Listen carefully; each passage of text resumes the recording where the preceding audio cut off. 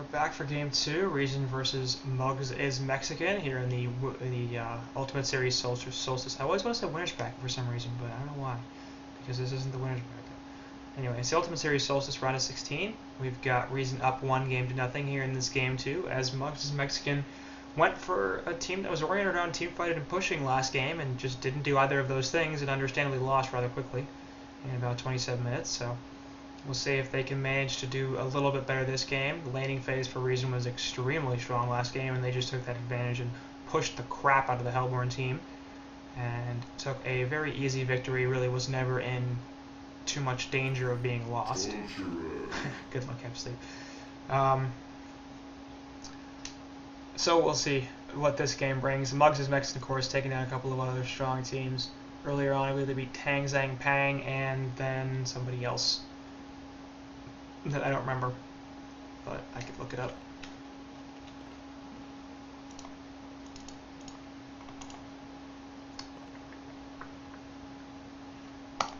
Yeah, they beat Tang Zhang Pang and the Smurf Rapers in the round of 32 and round of 16 respectively.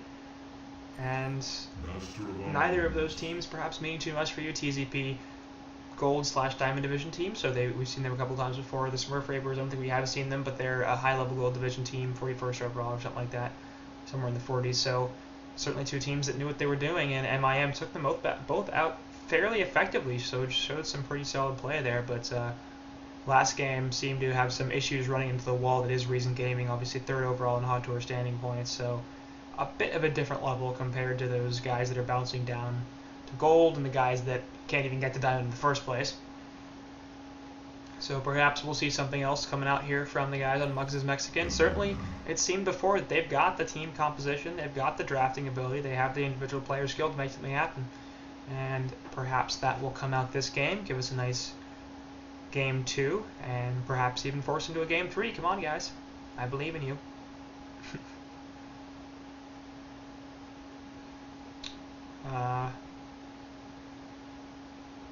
Anyway, I'm sorry, I was just getting distracted by the chat here, but Engineer, I feel like Rexhag and Cersei, the bands coming out here. Nothing too surprising on any of those. Oh, Cersei, not surprised that they get eliminated. Engineer, obviously a strong support. Hag, which is a very versatile hero. So 4 heroes there that certainly seem to fit in the consistent.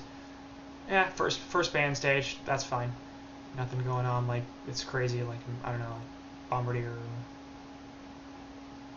Wild Soul. Wild Soul's so bad, you know, you guys, come on. Tremble. We saw Tremble in the Hunter playoffs, which is freaking crazy. Regardless, Legion side over here has Warbeast, Master of Arms, and Kraken getting picked up. And Hellborn will counter with Torture, Aluna, Ravener. So picking up both their supports here, clearly not going for the jungle, as the Tempest and Parasite are both still open. So either side could go for the jungle, but neither side choosing to pick one up, as last game, of course, Tempest was played by the guys on MiM, and this time not going to be selected. Instead, it'll be the Warbeast, Master, Kraken, like I said. They have some versatility here. I suspect we'll see a Warbeast in the Suicide, Kraken in the short lane, and Master in mid. Could do some other stuff, dual lane Kraken almost certainly to come out here. Honestly, actually, though, I'd prefer to see a second support and a tri-lane hero. Perhaps even a defensive tri-lane. Warbeast is such a strong Suicide hero. It seems like a waste to not put him in that role. That's really what he does best. Kraken, as a solo hero in a lane, I think fits better than as a dual laner. He just doesn't bring enough to a dual lane situation to allow kills to happen. He's a little too difficult to set them up with. The Torrent's a solid ability, but it only provides a slow, and he's not that fast, he doesn't hit that hard without splash.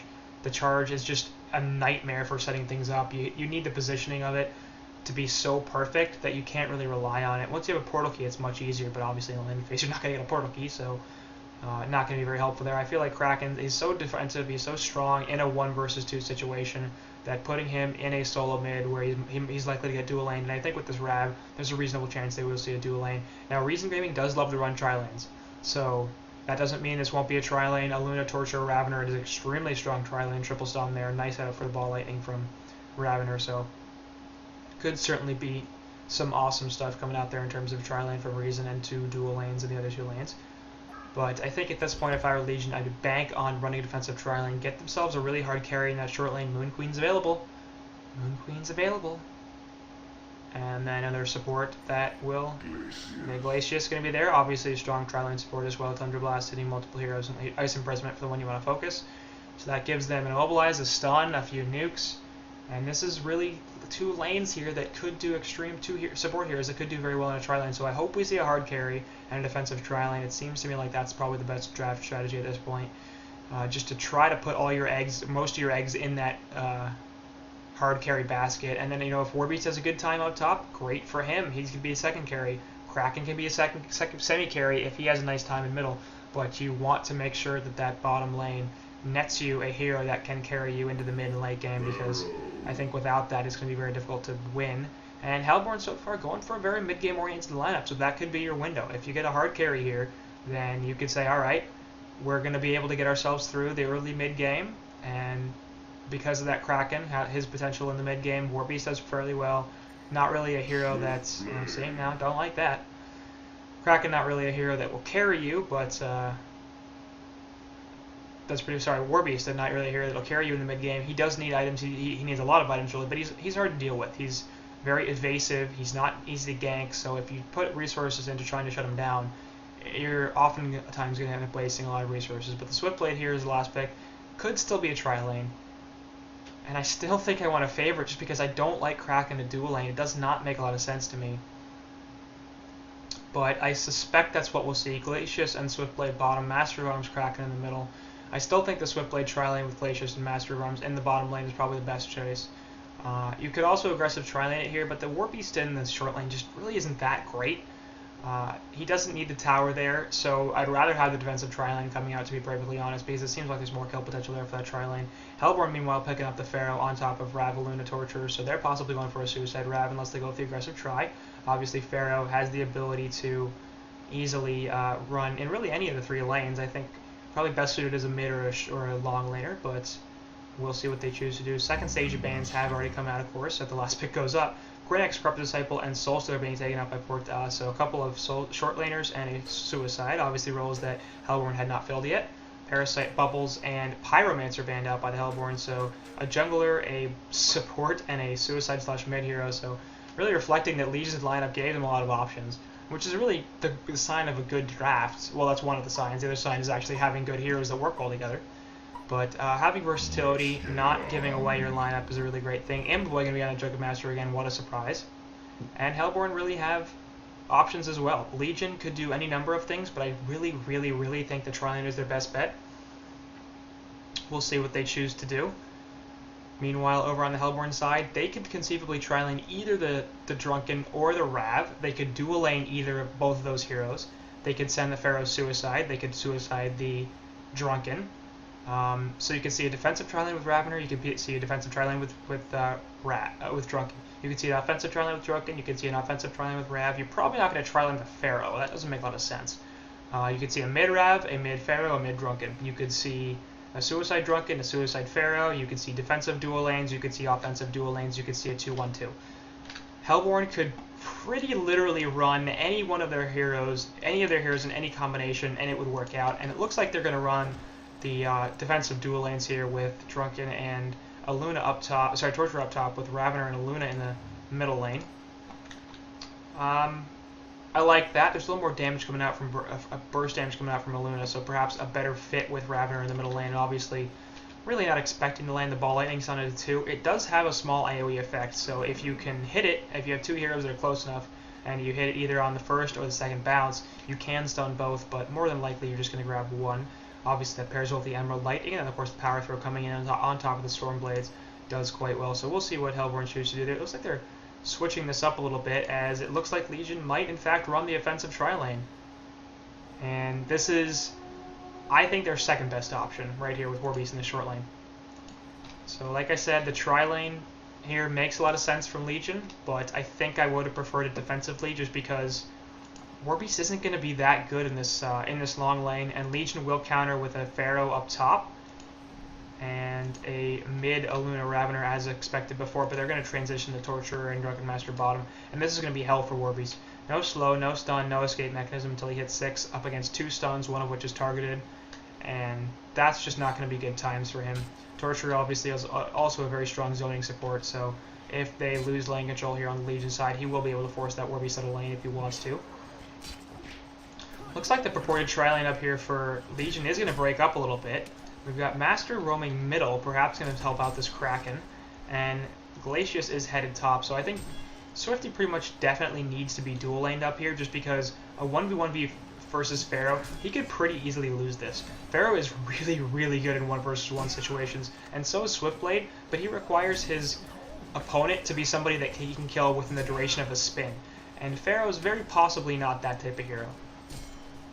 So with the dual lane up here, definitely a good call. They need at least a dual lane if they're not going to go tri-lane to prevent Swifty from getting shut down. He really is most of their late game here. He's going to be the sort of, I guess, mid-game carry. The late game is more taken by Warbeast, but since he is in the solo lane on bottom, he's not going to do too well in the laning phase. And while Warbeast can certainly recover, he does need a lot of items to really get going. So it's going to depend on how well he does here in the laning phase, how well he's allowed to recover, and I would suspect that Reason is good enough to prevent either of those things from happening. Jump so far here on Warbeast takes 1 stun, the Impalement is there as well, looking for the chain reactions, eating through the trees, trying to get it. Chain reactions going to get faked here, finally goes out. Meanwhile, actually I missed the Bloodlust in the middle, as they do get the kill here, as the power throw picks off. Master on the bottom, of course, Warbeast dropping to the combination we were just watching.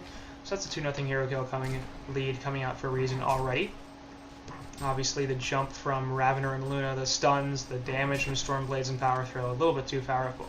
Up top, Zane actually going to drop probably to the spin. Yep, Thunder Blast and spin. So obviously, Glacius, Swiftblade, a pretty well-known pub combination of heroes, as the slow helps Swifty jump on people, and then Glacius freeze holds them in place so that they can't actually go anywhere, and the spin damage kills them.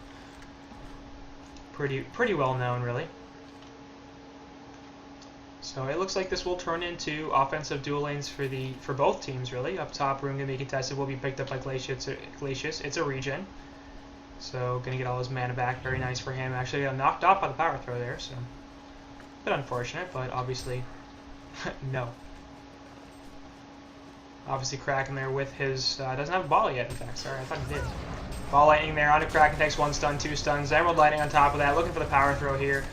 Maybe just going to try to get the auto attacks, and actually that's enough. Don't even need a power throw.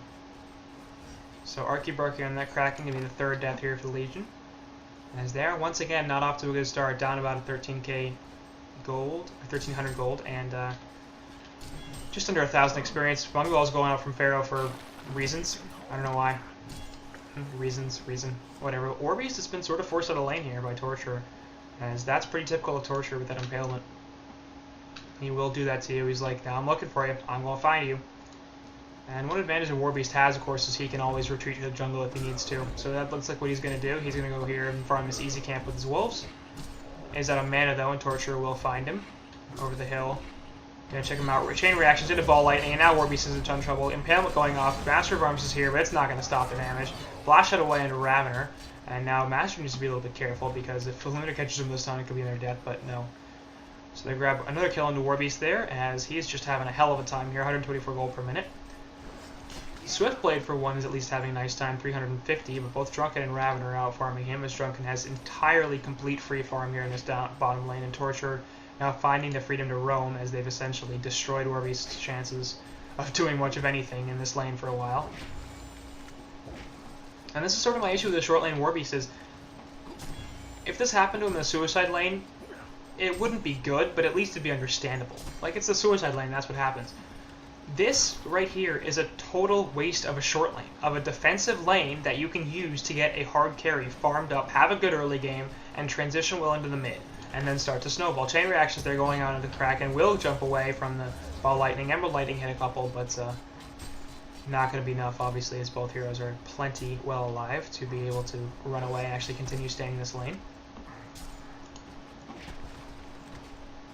So Warbeast just destroyed here, and now this long lane, which is supposed to be a disadvantage for the Hellborn, this is supposed to be the lane that's hardest for them to win, is now the biggest win for them, as Drunken is the highest farmer in the game, Warbeast is the lowest out of all primary farmers in the game, and it's hard to imagine how that could have gotten worse. Now, if that had happened up top, it wouldn't have been good, but presumably you would have a better situation going on in the short lane. Now, to be fair, the opposite situation has happened to Legion in the top lane, so you could say in effect the effect is neutral. It gets canceled out because of how well Swifty is farming up top. The thing you have to consider is A, if that could happen up top, then they probably should have been able to have a better opportunity on bottom, perhaps with Kraken, as Warbeast is going to die once again. Port coming in here, try to save him, but it will be cancelled. So if maybe if they put Kraken bottom, maybe if they picked a different hero.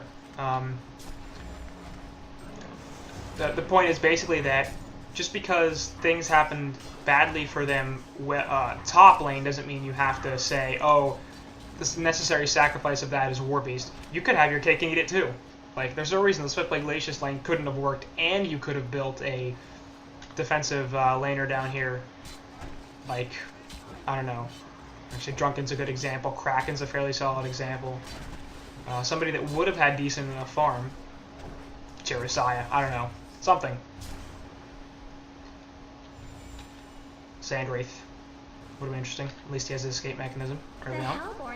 Lots are going to fall already, as once again, Reason are heavily pushing things in, despite not really having a traditional push lineup. 506 gold per minute here on this Drunken Master. And the Legion side is suffering. 340 on Swifty, so he's having a solid enough time, but 217 on Kraken in that middle lane, not doing well against the 400 GPM Ravener, and the rest of his team is just crap. 100 gold per minute on Glacius, the third best farm, and Warbeast is just absolutely getting nothing. We'll have to completely reach the jungle. Up top, Zane will get a kill on the Glacius, as he dies to tower damage, in fact, but takes all the Swift Slashes and the spin. So 1 for 1 there, obviously in favor of Legion side, as they lose only their support in exchange for a kill on the opposing Demon Short laner that goes on to Swiftblade. But he's now in some trouble. Power Throw going to side him out. Whoops. So now that is back in favor of Hellborn, as it ends up being a 2 for 1.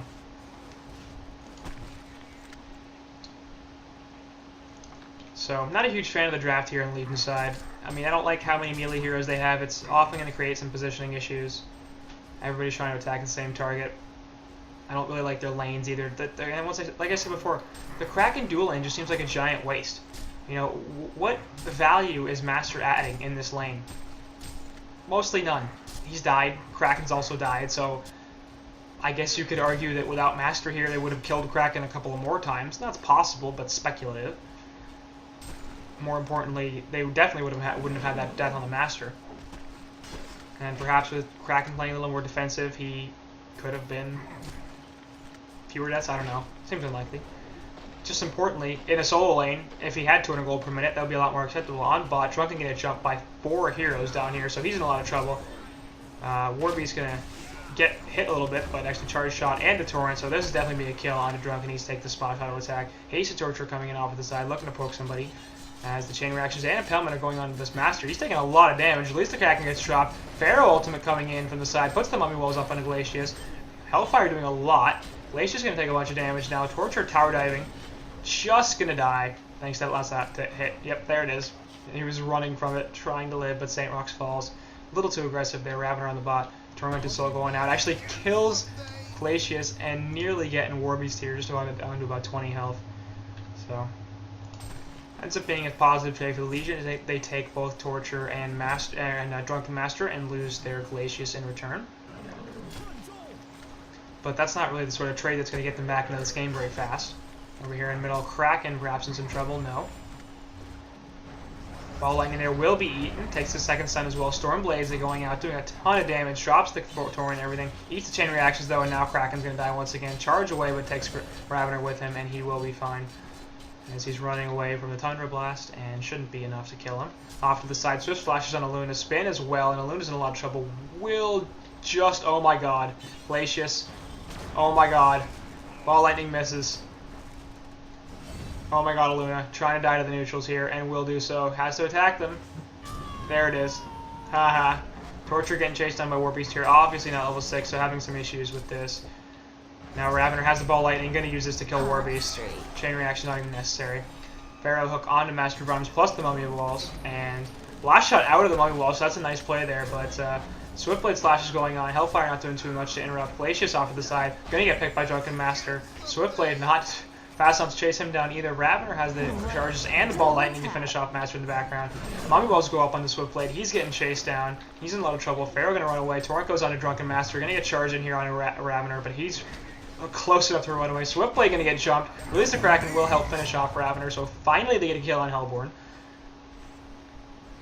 I think they lost their entire team and then some. Seems like it. Kraken now in some more trouble, as of course he just respawned after dying. Mummy Wells will cut him off, preventing him from going up there. Aluna has his stun, will hit it. Invis Rune down here, going to push him away from it, as Torture will just activate the Impalement. Provide a chain of reactions here, should get the kill. Pharaoh off to the side, getting chased down. S2's his way over a cliff. Arky falls, meanwhile, thanks to Power Throw. Invis Rune be picked up here by Pharaoh. So, the frustration is real on this Legion side, as that team fight lasted for a couple of minutes. 6 heroes died. They killed only the Ravener. And they would have killed Pharaoh too if he hadn't S2'd his way down a cliff. And because the Wolves definitely would have had him, and picks up an Invis Rune so nobody can chase, although they really didn't have it at that point. But that was not a pretty engagement for them. 14 to 5 hero kills in favor of Hellborn, and this is 7.5k gold, 5.5k experience. It's not looking pretty. Over here, Power Throw going in, not going to hit the ball lightning as the Kraken just prematurely charges away. He's like, I'm not even going to deal with this. No ultimate, I don't want to have to take a bunch of damage and stuns, which are probably going to kill me. Master of Arms off to the side, drops the goo, going to stop the push a little bit as Kraken's running in here for reasons.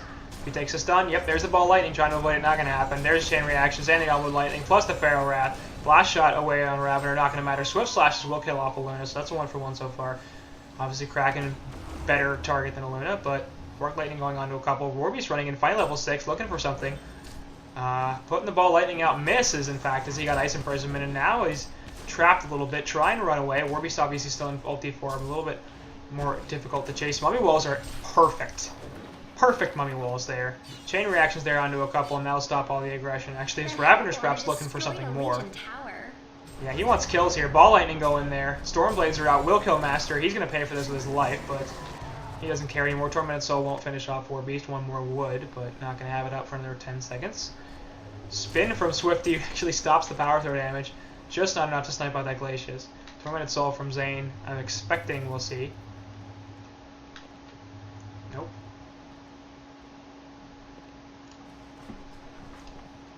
So Warbeast trying to take a circuitous route here to prevent the Tormented Soul from hitting him.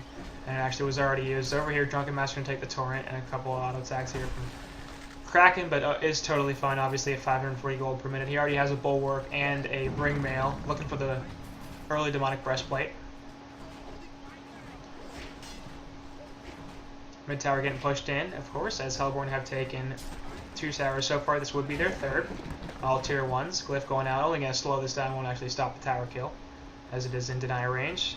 Looking for the kill on Warbeast, but the hasted Drunken Master's like, what are you going to do? Deny goes off. Chain reactions there on Kraken. Ball Lightning in the background will get the kill on the Glacius pretty easily, as Ravener has the portal key. Release the Kraken, dropped onto nothing, as hasted Drunken Master just runs out of it.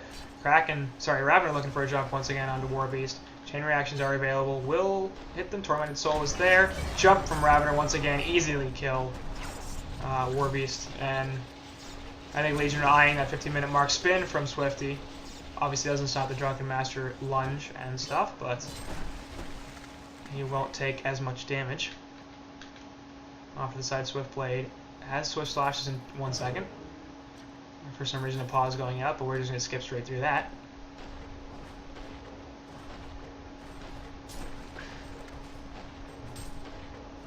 Surfs mode now. So Muggs is Mexican here, just massively down. I suspect we're going to see a CC in less than a minute. I'm not really sure what they can do to come back from this. I mean, they have, technically, I guess they have a little more late game than Legion does. Like, if you slotted all their both of the heroes on either side, maybe they come out ahead. But there isn't going to be an opportunity for that. I mean, look at the GPM charts here.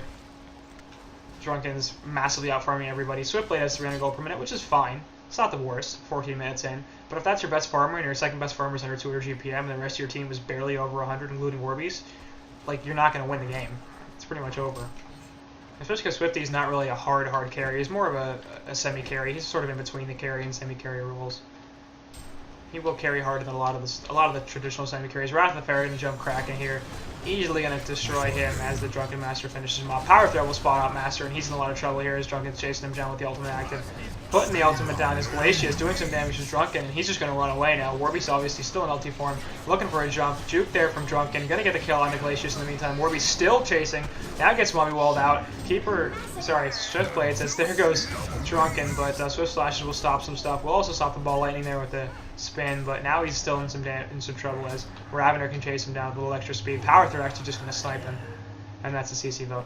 So Game 2 here looking like it's going to go to Reason, and it does. So they take a pretty easy and quick 2-0 series victory over Muggs is Mexican here, and that will move them on to the semifinals. Muggs is Mexican dropping out of the tournament, unfortunately, as this is a single elimination.